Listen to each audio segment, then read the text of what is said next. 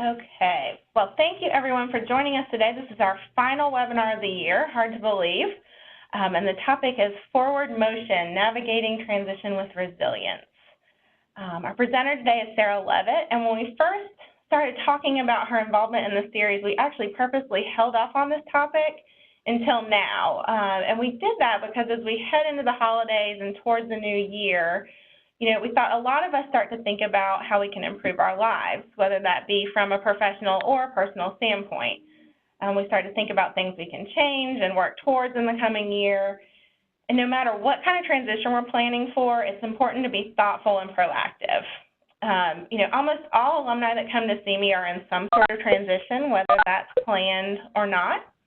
And oftentimes, I find that transition, although focused on the professional world, is impacting other areas of their life. And so what Sarah is going to be talking about today will help us maintain balance and focus as we navigate challenging times.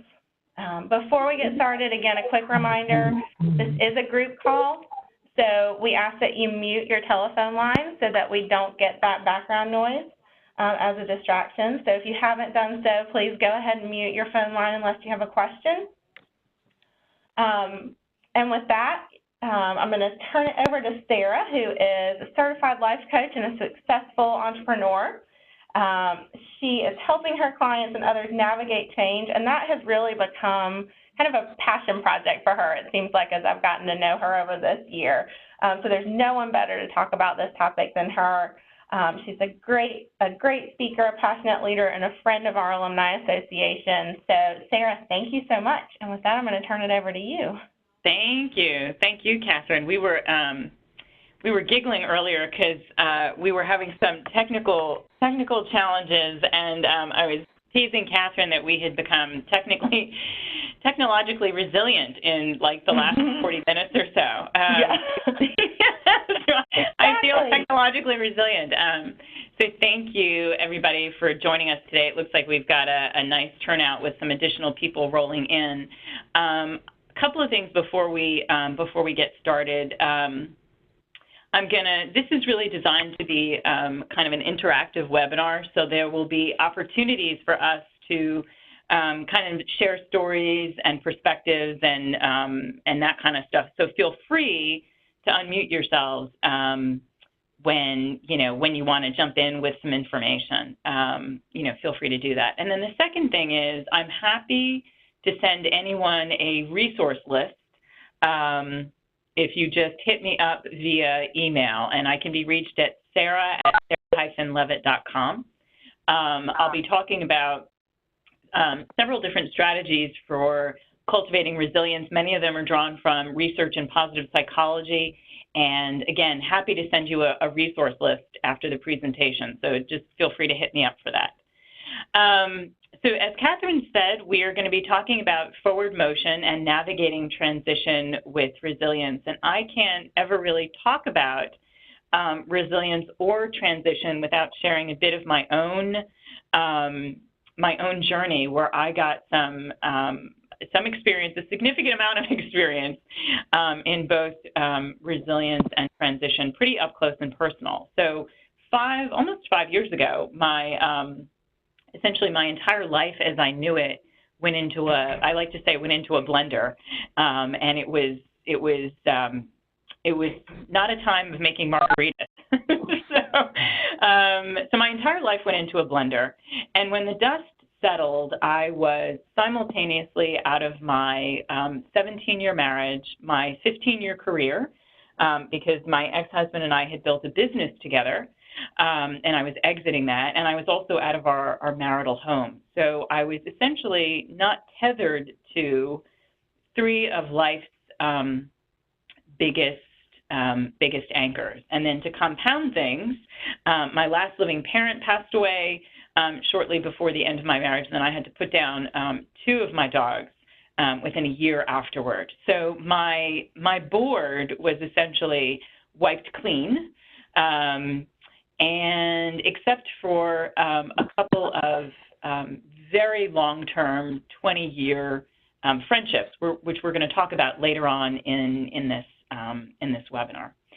So the tools and the strategies that I'm going to talk to you about today, I'm going to talk about 4 as you're navigating transition. I'm going to talk to you about 4 strategies for building resilience, and those come from my own personal experience. I practiced, I got a lot of practice in these, and I still continue to practice them all of the time because life is one big transition. So I practice them. I'm going to give you examples from my own life and the lives of my executive coaching clients.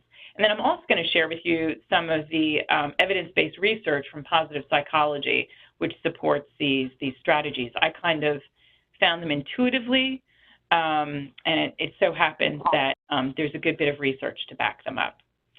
So transition can absolutely take many forms. As Catherine said, it can be personal, it can be professional, it can be anticipated, or we can kind of be catapulted into it. But no matter, if we are able to build our resilience, we're really able to affect the likelihood of greater outcome and success.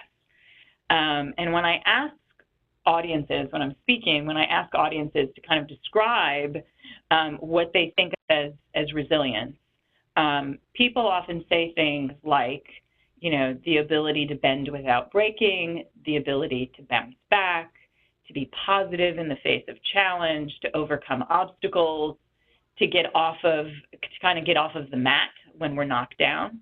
And that's absolutely the case. If we think of a palm tree, a tropical palm tree kind of swaying under hurricane force winds, those trees have the ability to really bend. They have flexibility and the ability to bend without breaking. So what I'm going to be talking to you about is really the fundamental underpinning of transition, of navigating it well, which is resilience. Because if we think of success, creating outcome and performance and success, resilience is the engine that drives that in times of transition. Whether you're a leader in a large organization and you're facing industry challenges, as many, for example, in the healthcare field and all the related fields are right now, or if you're an individual, or if you're a leader, as I said, kind of leading an organization, our ability to be resilient in business and life kind of determines outcome. So the 4 strategies I'm going to give you, I'm going to talk about in depth, and I would encourage you to take with you what resonates. In other words, you'll get what you need today, and don't concern yourselves with kind of making sure you get all of them. I would kind of trust yourself to get what you need today. So before I dive into kind of the heart of resilience, does anybody have any questions or comments? And again, you're welcome to either ask your questions out loud or type them into the chat section if you're more comfortable that way.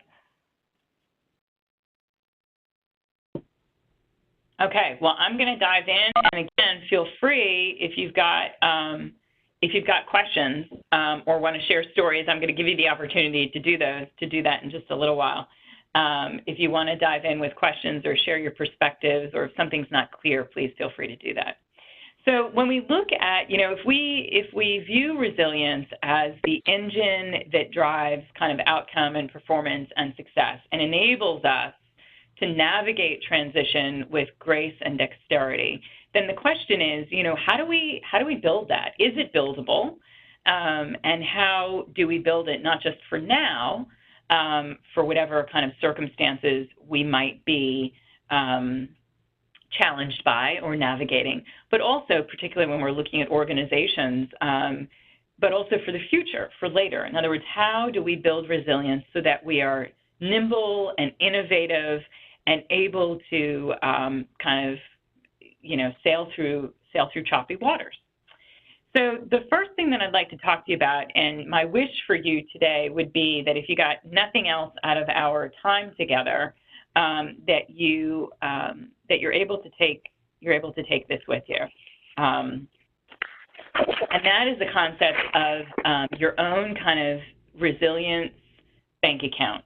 And this, I've adapted this concept from John Gottman's research on relationships. But if you think of each of us as kind of having a well or a store of well-being and resilience for rolling through life's challenges, again, either professionally or personally. If we think of us as having kind of a reserve or a well, the bank account, there are things that draw down on that reserve. And Dr. Richard Boyassi out of Case Western has, his research shows that each of us every day encounters 8 to 12 negative stress events. That's just kind of baseline. So you can imagine if you're leading an organization or have another kind of position with that level of responsibility, your stress level and your negative stress events go up. But he's documented that each of us faces 8 to 12 negative stress events a day. So if you think of your personal bank account of resilience as a bank account, and you imagine that there are 8 to 12 negatives drawing down on that kind of reserve, then if we're not making deposits into that account, and this is for anybody, this is for the individual, this is for the organization, it's for anybody. If we're not making deposits into that account and replenishing, I've had some clients describe it as becoming overdrawn, right, or bankrupt. And that's when we see things like burnout or feeling like, we've got to take a 3-week vacation because we kind of can't deal with the strains of what's being presented to us. And when we're experiencing a negative stress event, a couple of things happen. And by the way, Dr. Boyassi says that the alarm clock going off in the morning is the first negative stress event, because it throws our bodies into essentially a version of fight or flight. And when we are in fight or flight, a bunch of things happen to us physiologically. And this is just our genetic heritage. This is what's left over from when lions were pursuing us out on the plains. And Catherine, I just have a quick technical question. Forgive me, guys. I have a quick technical question. My screen just went blank, and I'm wiggling my mouse, so I can't see you guys anymore. So I just want to give you that heads up. Anyway, so when we go into fight or flight, what happens is we become less creative, we become less collaborative, right? So if you're thinking about working in a setting with other people, we become less collaborative, we become more rigid in our thinking, and our vision literally narrows. So we're not, I like to tell clients and audiences that we are literally not as able to see the possibilities and the solutions that might exist when we're in fight or flight. So if we think of our bank accounts as being drawn down upon 8 to 12 times a day by negative stress events, if we are not kind of replenishing, we're caught in, again, what Boyassi calls a cycle of self-sacrifice as opposed to a cycle of renewal. So just like a bank account that holds our money, right? If we're constantly making withdrawals and we're not making any deposits, there's not going to be a balance. There's not going to be any balance in that account. So when we think about kind of building that resilience bank account, the first thing I like to talk to clients about is what actually fuels them. In other words, what gives them a boost of not just positive emotion, but kind of good feeling and well-being. Because the level that bank account, that personal resilience bank account exists at, in a lot of ways determines how we are able to navigate whatever transition we are going through. It's essentially our internal resources that we have to bring to bear on any given situation. So if you guys want to jump in, just shout out to me. And again, I'm sorry, I can't see the computer screen is blacked out, but shout out to me about what makes a deposit into your bank account. And I can read them out loud if anybody wants to type them in.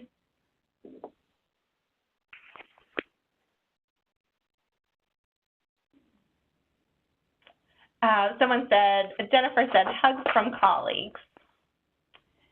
What was that, hugs from colleagues? Yes. Nice. What else? Anybody else chiming in? Exercise. Yeah. Oh, and interesting. Yeah, Turquia says recognition. Yeah. So we've got recognition, we've got exercise, we've got kind of good feeling from our colleagues. Anything else kind of that makes a deposit into your bank account, a positive deposit? Healthy food and enough sleep. I often get, yes. I often get sleep particularly from parents who are navigating the waters of transition with very young kids at home. Absolutely, yes, enough sleep. And by the way, so I attend the Harvard Coaching Conference annually. And, it's funny, when I do this exercise with audiences and with clients, and I talk to them about what builds their bank accounts, people will often kind of chime in and say sleep, but they say it and kind of feel almost goofy about it. I can tell they're like, well, if I get enough sleep, that makes a deposit into my bank account. And there's absolutely no doubt about it. There was a presenter at the conference, I believe it was 2 years ago at the Harvard Coaching Conference, who was talking about the necessity, not just the importance, but the necessity of getting enough sleep, so that it is one of the fundamentals of our human operating system. And if we are not getting enough sleep, our cognitive function is actually impaired. And in one study that he cited, he was talking about some sleep deprivation studies, I believe, that the U.S. Army had done. And he was saying that when people are at 6 and 5 and 4 hours of sleep a night, we will report that we are fine. But it is, in fact, as if we have had, I believe it's the equivalent of being legally drunk. Don't quote me on that. But essentially, his point was that lack of sleep absolutely influences our cognitive function. So yes, sleep, exercise, good feelings from colleagues and coworkers, and recognition. What else makes a deposit? Feeling appreciated at all levels of service, especially when volunteering. Yeah, we're going to talk about volunteering. So there are two things there, right? There's the actual act of volunteering, which I'm guessing makes kind of a deposit of good feeling into the resilience bank account, and then also the feeling of being appreciated. Yeah. Mm-hmm. And we just got one more happy hour with the smile. Happy hour. I've heard just about it all. Yeah, and happy hour. Hopefully there are some friends there too. So in terms of kind of making those deposits, when I do this exercise, it's essentially we know what makes a deposit into our accounts, and not surprisingly, the research shows exactly what you guys are talking about, except maybe happy hour. But if there are friends there, it's probably working. So Martin Seligman, who wrote a book, many books, but his most recent book is called Flourish, a positive psychologist who's really kind of thought of as the founding father of positive psychology, which is, by the way, just as an aside, positive psych is the study of what it looks like when human beings, when we thrive over the course of our lifetimes, as opposed to just survive. So he has, as in his most recent book, Flourish, he's kind of taken lots of research in positive psychology, pulled it together, And what he's come up with is an acronym for a theory. He calls it PERMA. And that these 5 domains, and I'm going to talk to you about each one of them, really are reflective of what we need as human beings to thrive. And not surprisingly, they reflect what you guys were just talking about. So the P in PERMA stands for positive emotion. And that, and in several of the examples you gave, so feeling appreciated, getting recognition, going to happy hour, presumably with other people, that positive emotion builds our bank account, builds the well with which we are approaching the world and able to navigate transition. Positive emotion is not just happiness. If we think of positive emotions, there are lots of them out there. So, it could be love, it could be gratitude. I'm going to talk to you specifically about a gratitude practice in a little while. It could be love, gratitude, appreciation, recognition, joy, elatedness. There's an entire range of positive emotions.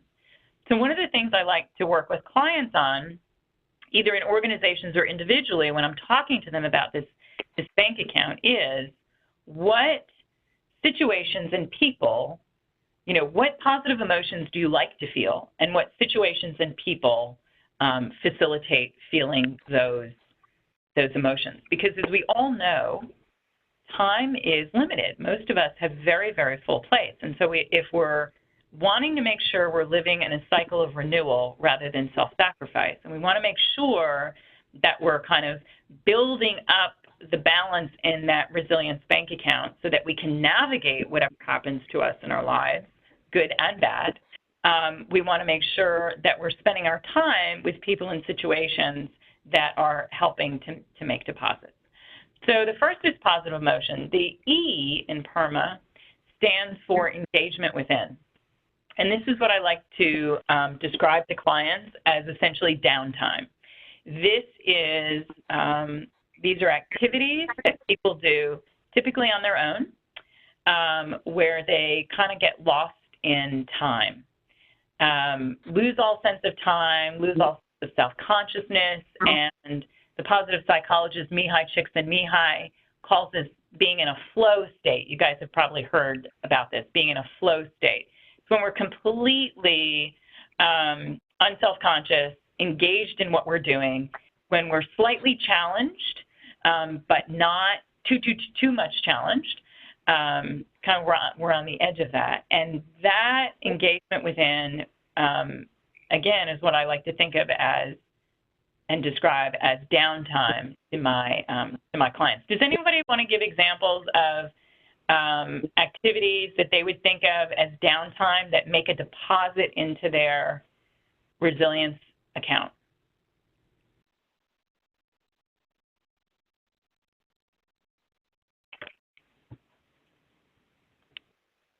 Sarah, and while we're waiting for people to write in, my favorite activity for engagement is going for a long walk outside.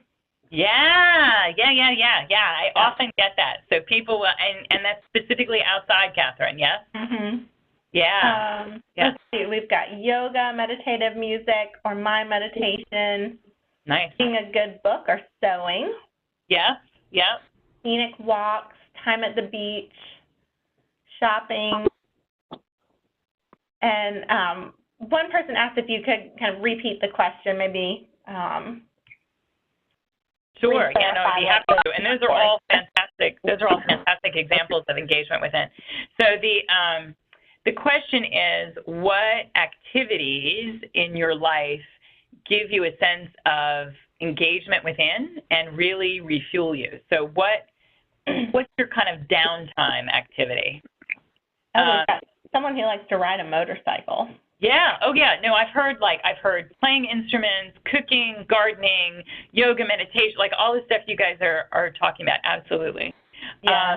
And the markers for kind of an activity that gives us, that refuels that bank account in terms of downtime or engagement within, as Seligman calls it, the markers for that are that we're really we're lost in time. And we're kind of self-conscious. And so, Catherine, I'm guessing when you're on that walk, it's easy for time to just fly by. Yes. Yeah. So that's the second domain that Seligman isolated as being part of the 5 domains that really make deposits into that account and enable us to thrive. The third, not surprisingly, are relationships with others. And so the people who mentioned kind of appreciation and spending time with colleagues, or the good feeling from that, or volunteering, relationships with others are exactly what it sounds like. These are the relationships that really fuel us and that we have good feeling about and come away from feeling better than we did before. So they can certainly be family relationships, they can be friend relationships, they can be they can be collegial relationships, but the key here are relationships that are boosting of our account balance rather than draining. And let me speak to this for just a second. When we look at relationships, research in positive psychology shows what we already know in real life, which is that emotion is contagious to the 3rd degree. So, in other words, if a positive person interacts with a negative person, both people are going to walk away feeling more negative. If a negative and a negative come together, same thing, both are going to come away more negative. But if a positive and a positive come together, that positive emotion and good feeling is kind of made exponential. So again, when you're thinking about where you're spending the time and the people in your lives, think about what people give you or help facilitate the feelings of positive feelings. So who do you walk away from, feeling better than before? So those are relationships. And then the 4th domain that Seligman talks about is meaning and purpose. And so there were people who mentioned, for example, volunteering or those kinds of activities. Meaning and purpose is the domain in our lives where we are essentially, we feel like we're connected to something bigger than ourselves. That can be a sense that we get through work. It can be through, religious worship services. It can be through meditation. It can be through volunteering. It can be through raising our children. But it's that sense that we are connected to something that is bigger than ourselves. And so, we just want to think about, is that domain, is there a way that we can be attending to that in our lives? And then the last domain that he talks about, and several of you kind of got at this already when I was asking about what makes a deposit into your bank account. The last domain that Seligman talks about is achievement. And most people, particularly when I'm working with leaders in organizations and that kind of thing, or entrepreneurs, most people often think that achievement is through work, and that is certainly one avenue, one path toward achievement. But achievement can also be, running a race. It's anything that we stretch for. So it can be somebody recently, I was at a firm during a program, and someone said that they got a real sense of achievement and accomplishment from trying a new recipe. They were a cook, and they said that when they try a new recipe and it goes well, they get a real sense of achievement and accomplishment. So it can be anything. When we think about achievement, try thinking outside the box a little bit in terms of those things for which we stretch ourselves to accomplish them. So those are that's kind of the research behind what it looks like when we thrive. But when you're thinking about your own kind of building your bank account and your resilience, think about what really actively makes deposits, and also what might make withdrawals. And be sure to be attending to making those deposits. And if you are, if you're working and you're parenting and the kids are young, or, if they're teenagers and and they're not yet driving and you're driving them all around, your schedule is going to be super, super packed, and it's going to be tough to, it's probably going to feel tough to find the time to even think about making this deposit. But if we're not kind of sustaining ourselves, it's that much harder to kind of roll with any transition around us. Okay, so the next thing I want to kind of shift to are 4 strategies that are really keys to making deposits into our resilience bank account. But before I do that, I want to check in with you guys. Does anybody have any questions?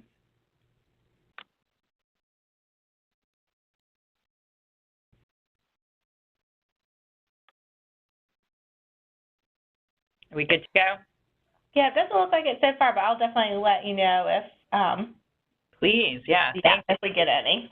Thank you. Okay, so these are 4 strategies. They're research-based tools. Again, these are things that I practice, and I'm going to give you examples from the lives of clients and my own life, et cetera.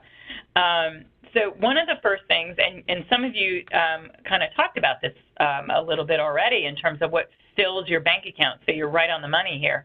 The first thing is what I like to call a centering practice, and cultivating a centering practice. Because what happens when we're in transition is that our outside circumstances are shifting, right? That, again, that could be on a personal front, it could be on a professional front, it could be simultaneously, as it was for me, kind of everything all at once. When those outside circumstances are shifting, it is that much more imperative that we're able to ground to what I think of as our centers of who we are, so that we can hear and listen for what it is that we want, and be able to navigate the external circumstances. So cultivating a centering practice gives us the ability to practice getting out of fight or flight and feeling what it's like to be calm and centered. And it gives us the practice of, and this is important, of finding the path within ourselves from noticing we're in fight or flight to getting back to a state of calm. Because again, remember, when we're in a state of fight or flight, right, we're less creative, we're less nimble, our vision narrows, we're not as collaborative, we're not as able to see possibility. And there is probably no greater time to be able to see all of the options and possibilities as during a time of professional or personal transition. So we want to be coming as best we can from a place of calm. And that just takes practice. That just takes practice. So a centering practice can look like the following. One of my CEO clients found that at the end of his day, he was going from work directly to home. And he found that as he was kind of walking through the door, he really wasn't at his best self. He hadn't kind of replenished from the day. He hadn't kind of replenished and renewed himself. He was still kind of in the cycle of stress. So he found, this was his centering practice, he found that taking a slow 20-minute drive through kind of some country roads out of his way on the way home between work and home enabled him to kind of get recentered. Another client found that similar practice, a little bit different but similar. He found that coming home at the end of the day, taking his dog for a long, slow walk of about 30 or 40 minutes, kind of similar to what Catherine was saying about being outside and taking a long walk. He found that taking his dog for a long, slow walk at the end of the day really brought him back to center. Obviously, meditation can do that, but this need not be meditation. That's a great access point, but it needn't be. The trick is to be aware of what brings us from kind of being in a state of stress and high alert to being in a state of calm. So certainly yoga, meditation, all that stuff, slow, slow rhythmic exercise can also do that. So cultivating a centering practice is one of the first strategies. The second is what I like to call cultivating our thinking. And I want to tell you a story to give you an example of this. I want you to think about being late for a meeting. And it's an important meeting for your job, and you're racing to get there. And it is a cold North Carolina day. You have woken up late. You're stressed. It's an important meeting. There's a lot riding on it. You get to your parking space, your preferred parking space, and it's been taken by someone else. And so not only are you late, but now you've got to go look for another parking space, and that space is further away from your building. So you're late, and now you're running to get to your meeting. You finally get into your building. Your office is on the top floor. Your company is on the top floor. You finally get into your building, park your car, get into the building. You race to the elevator. You get through the doors just as they're closing, and you are collecting yourself. You're trying to kind of pull yourself together from the stress of being late for this incredibly important meeting. And as you're trying to pull yourself together, you get bumped from behind in the elevator. And then it happens again, and it happens a third time. What are you feeling at that point, standing in that elevator? Anybody?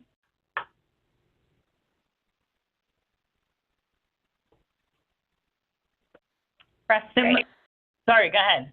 Frustrated is angry and stressed. Yeah. Frustrated, angry. One of my favorite responses when I did this activity was, I want to turn around and take this person out. That's what somebody said to me. It was hysterical. Right. I mean, you're frustrated, you're angry, you're like, what is going on here? Now, someone said low confidence. Low confidence, okay. That's a good one, yeah. So I want you to rewind that, like put it as a video in your head, and I want you to rewind it. And then I want you to hit the play button. So the scenario is exactly the same.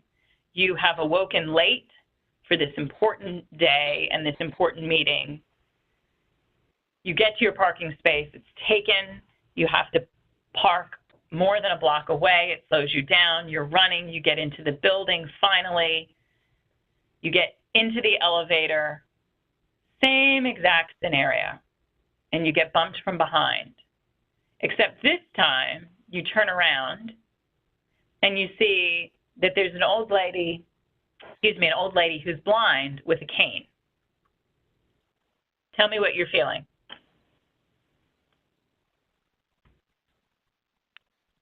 Compassion. Somebody said when I did this exercise recently at a conference, someone said, "Oh, I still want to take her out."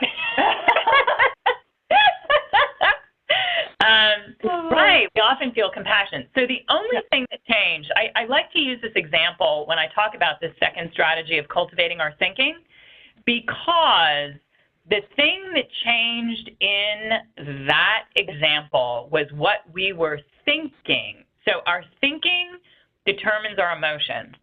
And nowhere is our thinking more critical than in times of personal and professional transition. What positive psychologists and psychologists call a resilient mindset is really the lens that we are looking through. So resilience is built by looking through a lens. I don't mean a Pollyanna lens.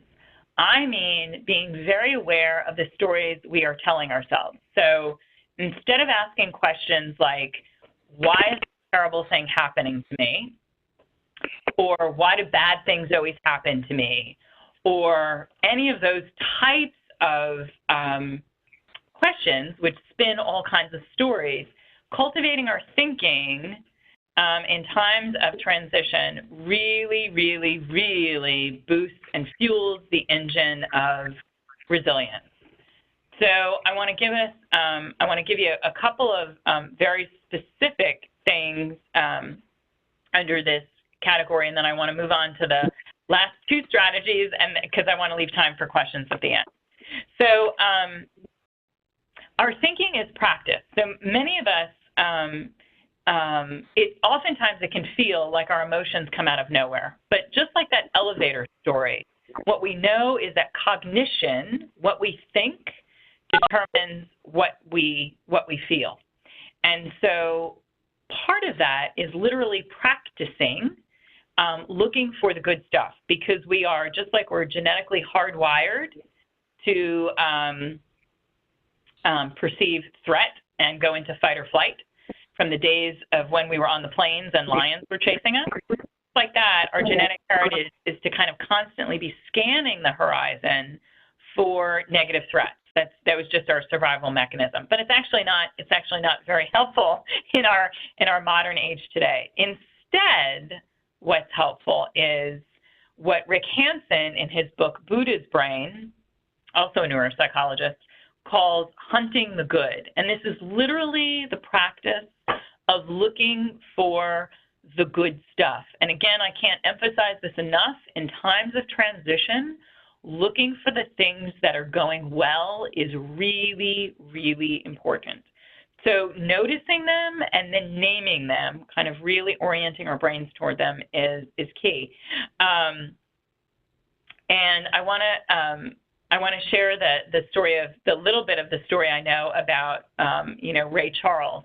Usually when I'm doing this with a live audience, I ask people to kind of chime in, and usually we can piece it together, but I'll just kind of do my best here. So what we know about Ray Charles is that, he was African American, born into poverty, watched his brother drown, and then lost his eyesight after that, was put in a state school, and lost both of his parents when he was a teenager. So talk about really challenging external circumstances, and yet he went on to become Ray Charles. And part of that, when he was asked, he said, essentially, wow, how did you navigate this? He said that his mother always used to tell him that there was nothing wrong with his brain just because he was blind. So he had someone who really believed in him.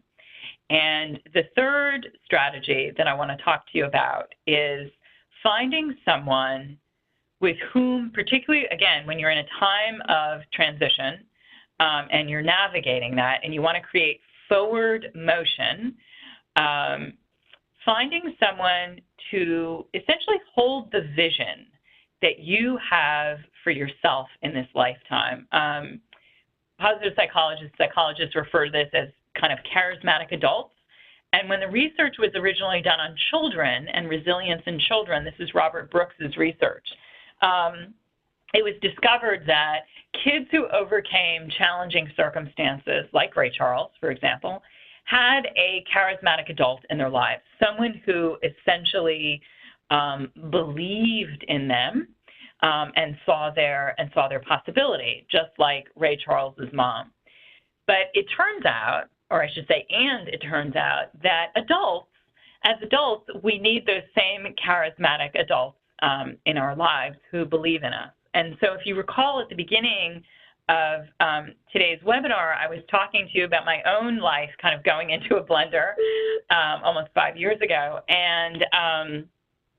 And everything kind of, my board got wiped clean, except for two long-term, very dear, very close friendships. And both of those people not only believed in me, that I could reinvent and remake myself and get up off the mat, but they not only believed in me, but they held the vision for me that I had for myself. And I can't emphasize this enough. So what does that look like in real life? Oftentimes clients will say to me, well, how do you find someone to hold the vision? How do you find someone to share your dreams with? who you can talk to about your dreams and from whom you can kind of draw strength in times when you can't always see the vision. Certainly that can be a family member, although, that can be slightly challenging, can be a friend or a family member. Oftentimes, family members, I like to say, have a horse in the race. In other words, they have a stake in the outcome. But it can be a family member, it can be a mentor, it can be obviously a dear friend, and obviously it can be a coach. That's part of the role of coaching, is to kind of hold the vision that people have for themselves. But finding, and by the way, these people, it's not like they're falling off the truck every day. I mean, these are rare relationships, but we need them in our quest for resilience during transition. So third strategy is having someone, a charismatic adult in your life who can hold the vision that you have for yourself.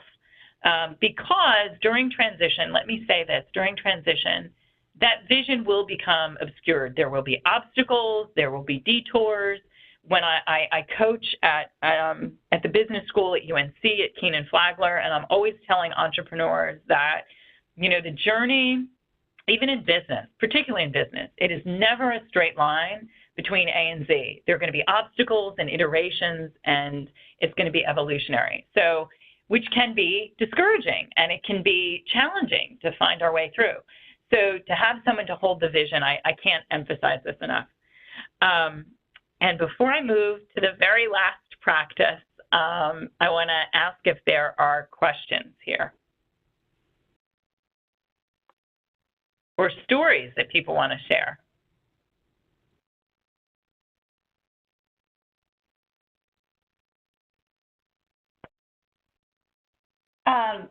Turquoise is wondering if you can clarify the third practice. The finding someone to hold the vision? Yes. So that is, can you ask a more specific question? I want to make sure that I can answer it accurately. Oh, okay. I think she was just writing them down and wanted to make sure she had all of that. Gotcha, right. So the first, all good. So the first is cultivating a centering practice. The second is cultivating our thinking. And the third is essentially cultivating a relationship with someone who can hold the vision for you that you have of your life. Does that answer your question? Yes, and she said she is with you 100%. Such important information, and can't wait to hear number 4. Yay! Thank you. And so the fourth is cultivating a practice of gratitude, and this is kind of what I think of as an Uber or meta strategy, because it does so much good stuff. I mean, I mentioned I go to the Harvard Coaching Conference. I'm not knee deep in the research on gratitude. I'm like shoulder deep on the research on gratitude. It is just good stuff. It boosts positive emotion. It helps us create a resilient mindset. It helps us create positive outcome. It helps our brains orient toward, it's essentially another way of hunting the good, again, mentioning Rick Hansen. But it just does all kinds of good stuff. And it is an antidote to being in fight or flight. So it brings us to the present moment. It's just fabulous. So I want to talk to you a little bit about that, and then I'm going to leave some time for questions. So a gratitude practice can take place in essentially what I like to call 3 different time zones. It can be present time. So while, for example, Catherine is out on her relaxing walk, she can be thinking, wow, this is a really beautiful day. In other words, we don't have to be grateful for enormous things in our lives. In fact, just noticing small things is incredibly powerful. So gratitude can be present. It can be noticing what's happening kind of in the moment and thinking, this is delicious. It can be a cup of coffee. It can be watching your kids get onto the school bus in the morning and just having appreciation for how fabulous they are. It can be, present moment. It can be kind of reflective gratitude of the past, looking back on past experiences, kind of reminiscent gratitude for things, good things that you are grateful for. So that could be a person, a life experience, a pet, a time in your life. But again, it's orienting toward good stuff that we're grateful for. And then the third time, what I call the third time zone, is future or anticipatory gratitude. So it can be the good feeling and being grateful for what is yet to come. That could be an upcoming vacation. It could be a friend that you're seeing for lunch. It could be a date night with your spouse. It could be, any positive looking forward moment. But it's the actual noticing of it that's so key.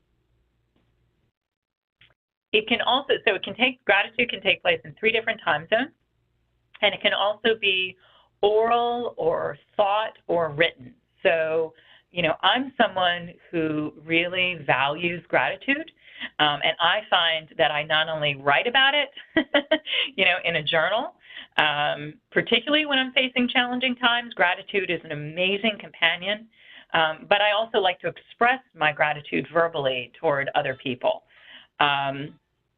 And I also like to write thank yous, kind of true thank yous to other people. So when Seligman, and he talks about this in his book Flourish, his most recent publication, Seligman did a study on gratitude and writing a letter. He found this to be incredibly powerful for participants.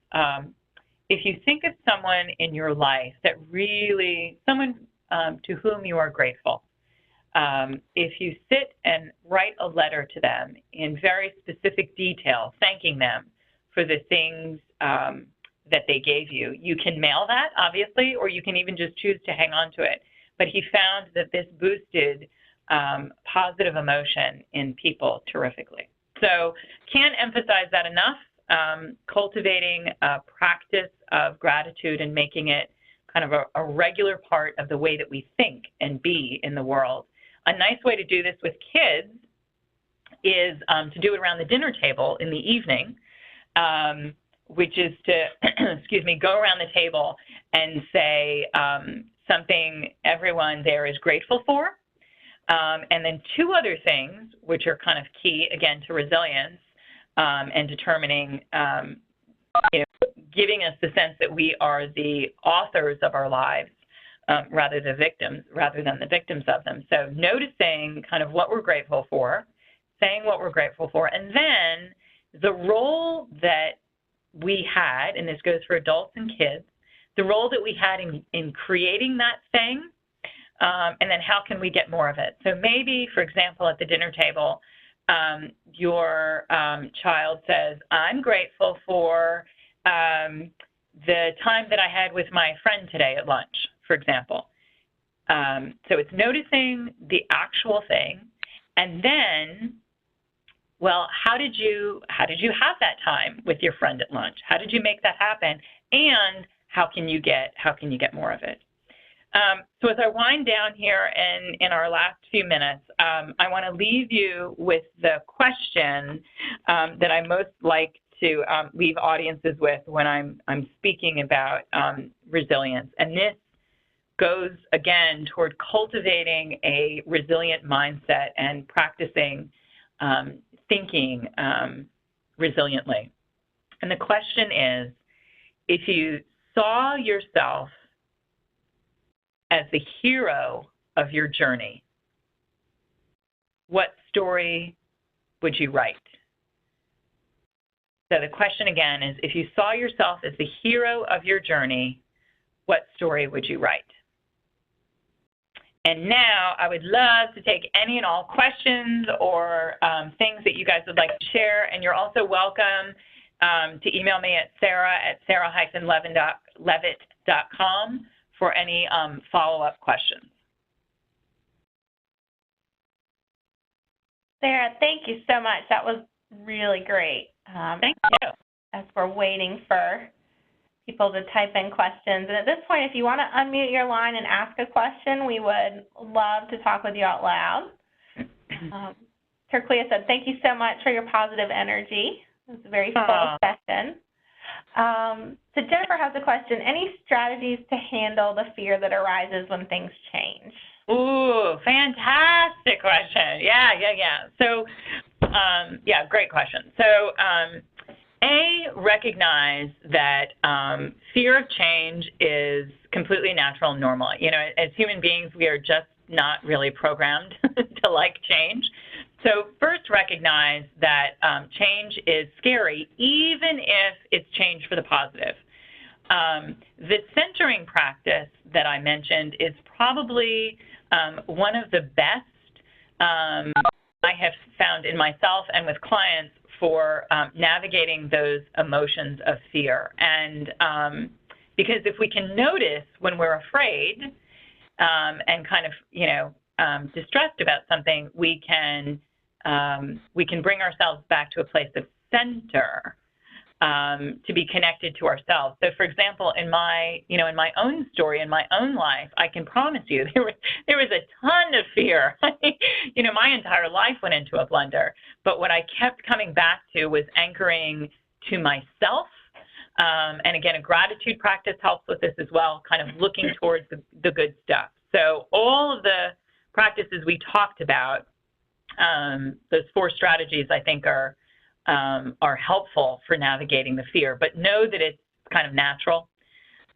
Also, most commonly, our fears fall into 2 categories, and they are something's coming after me, essentially, right? It's that old kind of genetic heritage of, something bad's going to happen. There's a lion coming, or there's not enough, money, love, whatever, fill in the blank. It's kind of Martha Beck, who I trained with, kind of calls it the lack and attack. And so, again, recognizing when we're in a state, observing, and then recognizing when we're in a state of fear, and then bringing ourselves back to a state of calm and center can really be helpful in navigating. And again, the more you've kind of built up that resilience bank account, the more reserves you're going to have to deal with challenging circumstances. And no doubt about it, there are challenging circumstances. I mean, that is the case. The question is, how are we going to kind of roll with them? So thank you. It's a great question. Sarah, is there a hashtag for tweeting about you? Oh, thank you. I'm such a dork. I really need to be kind of on Twitter, and I'm not. I'm on LinkedIn, but I'm not on Twitter. But feel free to put the word out on Twitter anyway. Yeah. Okay. Jennifer said, thank you so much. Great answer. And she had asked if she could tweet about you. But, thank you. Darn it. Okay. That helps me. I need to get on the Twitter thing. Thank you. Yeah. And I have one more question for you. And please, again, feel free to type in if you have more. We've got an alum who's going through a career shift and hoping to do something similar to what you do, but she's finding herself doubting her abilities. And she said when naturally she's more fearless than that. So not used to these feelings, not sure how to cope other than to keep going. Any suggestions? So let me see if I've got the question right. So someone is considering kind of a career shift toward coaching of some kind and is feeling like, wow, I'm not quite sure I've got the tools in my toolkit to do this. Do I have that right? Yeah, doubting her abilities and wondering how to keep going.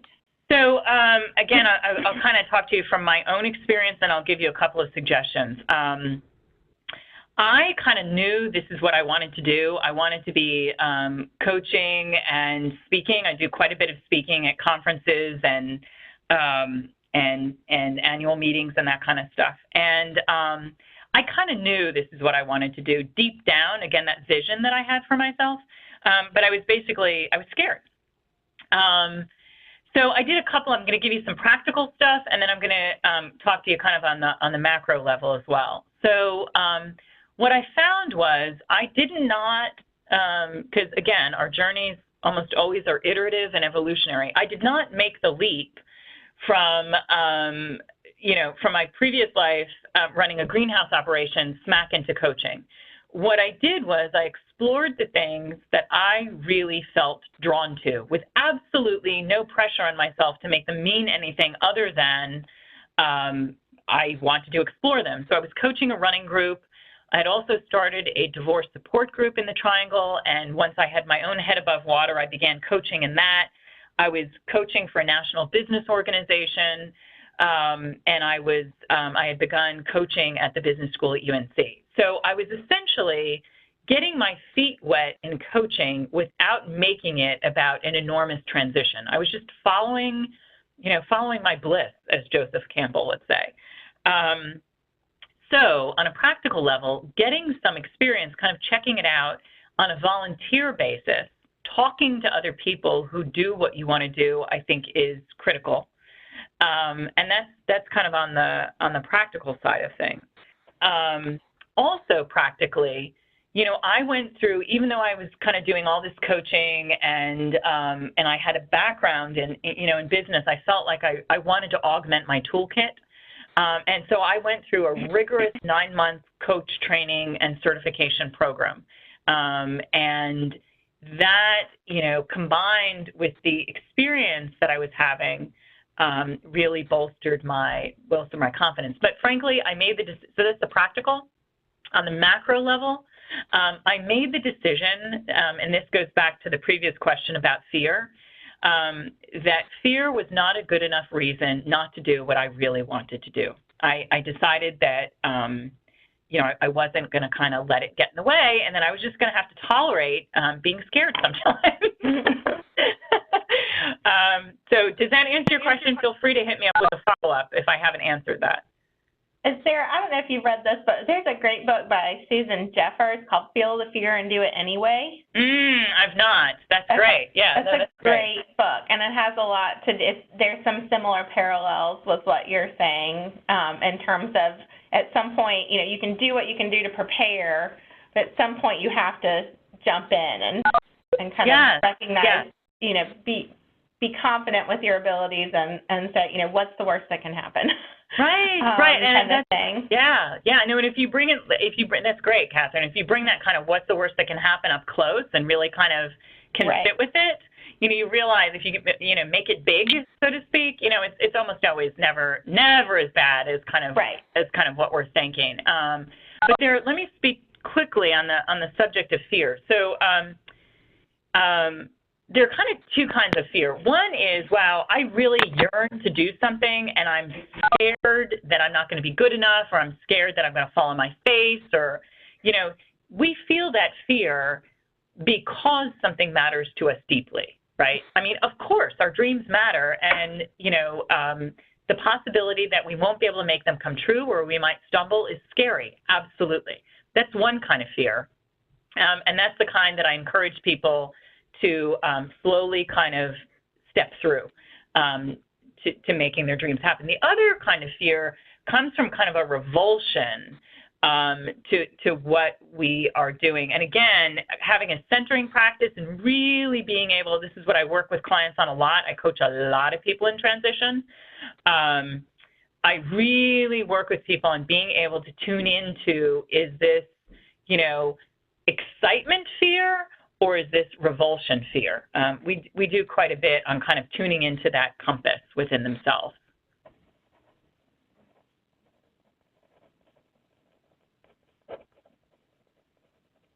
Any other questions? We are over time, I know, and I don't want to keep you guys, but I am happy if you hit me up at sarah-levitt.com. I'm happy to answer any questions that you might have.